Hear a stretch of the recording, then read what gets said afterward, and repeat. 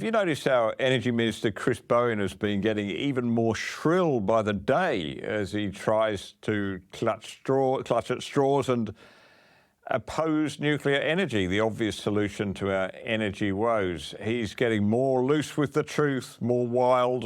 Let's listen to this, which is a point that he made the other day. You might have just heard the opposition says experts are telling them you could have a nuclear power plant up and running within 10 years in Australia. Is that right? Tell him he's dreaming. I mean, I don't know what experts he's talking to. I mean, I just heard you talking about Europe's experience. I could point to the United States' experience. The United States, with a very developed regulatory regime, with a very developed nuclear industry, the nuclear leader of the world. The average build time of a nuclear power plant in the United States has been 19 years.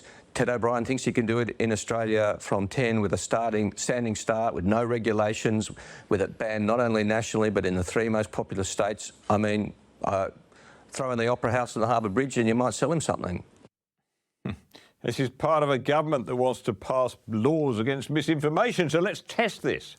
Has the average build time of nuclear power stations in the United States been 19 years? Well, RMIT ABC Fact Check investigated. The verdict?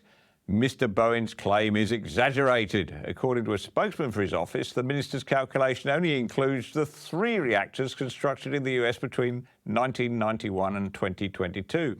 Experts contacted by the ABC's fact check said that 2 of the 3 reactors covered by Mr. Bowen's calculation experienced significant delays that were not typical of the US experience.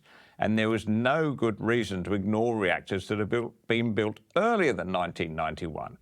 Including earlier reactors and the 2 recent additions would have resulted in a lower average. Looking at all the reactors built since 1950, for example, the average build time was 8.1 years.